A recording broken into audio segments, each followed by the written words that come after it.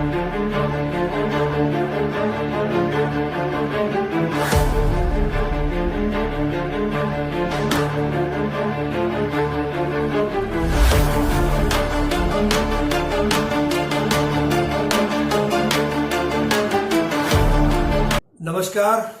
मैं हूं जगत सिंह अवाना और आप देख रहे हैं सरेला टाइम्स। दोस्तों, आप किसी फ्लाइट से जा रहे हैं और आपको पता लगे कि फ्लाइट को पायलट नहीं एयर होस्टेस चला रही है, तो आपको कैसा लगेगा? आपका हॉस्पिटल में अगर कहीं ऑपरेशन हो रहा है और आपको पता लगे कि आपका ऑपरेशन सर्जन नहीं चपरासी कर रहा है, तो आपको कैसा लगेगा?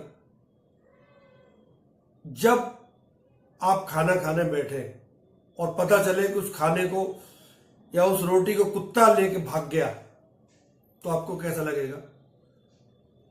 है ना अजब गजब की बात। पिछले दिनों व्यापम घोटाला मध्य प्रदेश का अब तक का सबसे बड़ा घोटाला है, जिसकी जांच सीबीआई कर रही है कई सालों से, जिसमें करीब 50 लोग मर भी चुके हैं, परंतु अभी तक उसमें क्या हुआ है कोई नहीं जानता है। कुछ इसी तरह का बवाल शिक्षा को लेकर और उन बच्चों के साथ खिलवाड़ मध्य प्रदेश में हुआ है कि जो बच्चे मेहनत करते हैं और पेपर देते हैं, उन पेपरों की जांच का काम दे दिया गया एक चपरासी को। आप समझ सकते हैं चतुर्थ श्रेणी का चपरासी कैसे कॉपी चेक कर सकता है। दरअसल मध्य प्रदेश में का नर्मदापुरम जिला है, पहले होशंगाबाद था, उसमें एक कॉलेज है, उसमें पेपर हुआ, उसकी कॉपियों को जांचने का काम एक महिला अध्यापिका को दिया गया, प्रोफेसर को दिया गया, खुशबू पगारे को। उसने वो कॉपी जांचने का काम दे दिया अपने असिस्टेंट राकेश को, और उसने भी उस काम को दे दिया इस कॉलेज के चपरासी को। अब आप समझ सकते हैं कि कैसे कॉपी चेक हुई होंगी और क्या नंबर उसने दिए होंगे। जो फेल होने वाला होगा उसे पास कर गया होगा, और जो पास होने वाले होंगे उन्हें फेल कर गया होगा। पहले ये रिपोर्ट आप देखिए, एमपी तक की ये रिपोर्ट है, आप इसे देखिए। पन्नालाल पठारिया को ठेका मिला था परीक्षा की कॉपियों को जांच करने का।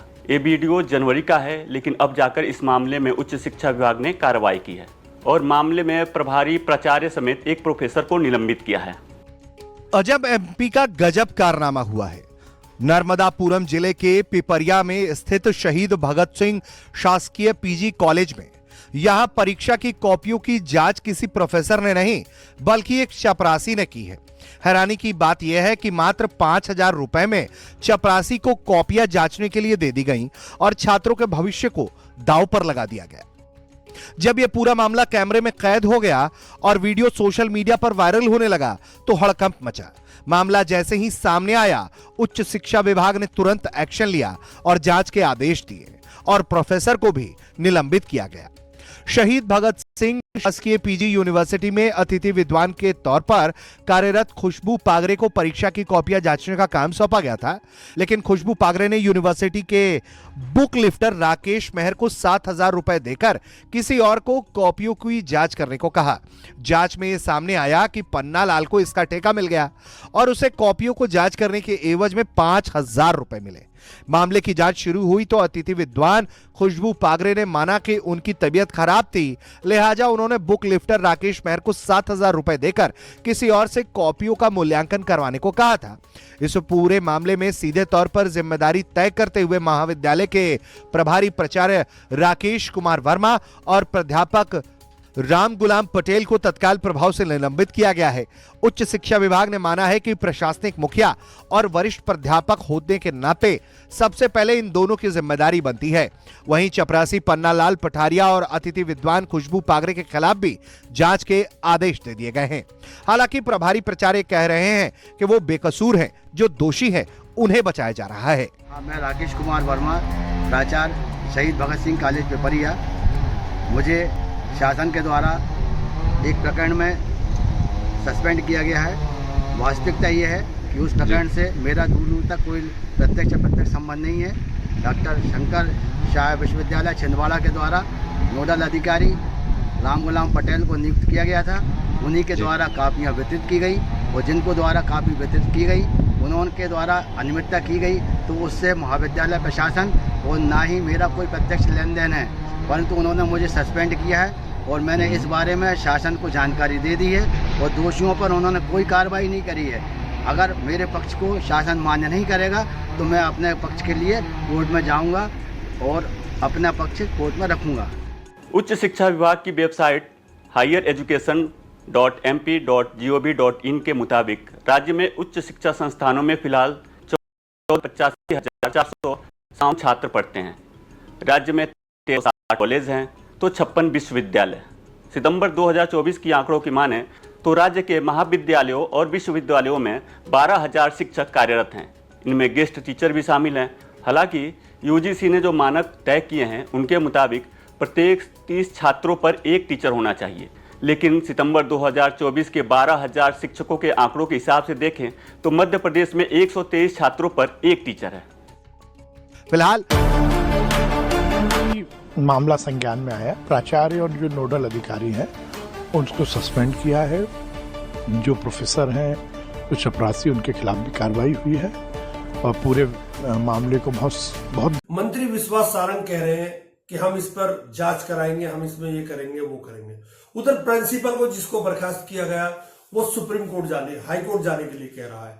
ऐसे में सवाल उठता है कि ये लोग तो अपनी राजनीति चमकाते रहेंगे। विश्वास सारंग शिक्षा मंत्री है, वो शिक्षा मंत्री बने रहेंगे, प्रिंसिपल भी दोबारा से बहाल हो ही जाएगा, परंतु जो बच्चे इस प्रोफेसर के उससे फेल हो जाते, जो अनपढ़ प्रोफेसर था ये, तब क्या होता? अगर ये वीडियो कोई छुपा कर नहीं बनाता और ये कॉपियां इसी तरह जांच में आ जाती सामने, तो उन बच्चों का क्या होता जो मेधावी छात्र हैं? सवाल यह भी उठता है कि शिक्षा विभाग अगर किसी टीचर को, किसी प्रोफेसर को कॉपियों का जांच करने का ठेका देता है तो ये असिस्टेंट को क्यों दे देती है और असिस्टेंट भी अपने असिस्टेंट को दे दे? ऐसा क्यों होता है? व्यापम में अब तक कोई वो नहीं हुआ। पिछले दिनों कितने पेपर लीक हुए, अब तक किसी को कोई सजा नहीं हुई। नीट का पेपर लीक हो गया, मतलब पिछले 10 साल में करीब 76 पेपर लीक हो गए। कोई राज्य ऐसा नहीं है हिंदी भाषी जिसमें कोई पेपर लीक ना हुआ हो। तो ये बच्चों के शिक्षा के साथ खिलवाड़ और कहीं ना कहीं भारत की जो शिक्षा प्रणाली है उस पर ये सवाल खड़े होते हैं। सवाल प्रशासन पर खड़ा होता है, सवाल हमारी सरकारों पर भी खड़े होते हैं। सरकार इतनी लचर व्यवस्था के साथ काम करती है। अभी आपने सुना था किस तरह से विश्वास सारंग बोल रहे थे। सवाल ये नहीं है कि कॉपी वो चपरासी जांच रहा था, सवाल ये है कि जिसका काम है वो खुद क्यों नहीं कर रहे वो काम, दूसरे का काम दूसरा क्यों करता है। ऐसे हमने केंद्र में भी देखा है कि कोई काम होता है रेल विभाग का, उसमें प्रधानमंत्री उद्घाटन करते हैं। कोई काम होता है गृह मंत्रालय का, उसमें पीयूष गोयल जो वाणिज्य मंत्री वो प्रेस कॉन्फ्रेंस करते हैं। कोई काम होता है कृषि का, उसमें भी इसी तरह से दूसरे मंत्री करते।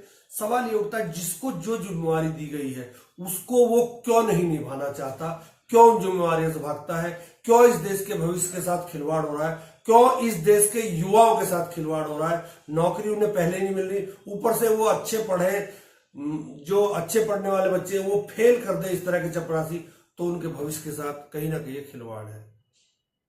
मैं फिर आज वही बात कह रहा हूं कि आप भी सोचिए इस व्यवस्था पर कि आखिर इस व्यवस्था का अंत क्या है, और हम भी सोचते हैं, देखते हैं किसका परिणाम कब तक आता है। बहुत बहुत धन्यवाद, नमस्कार।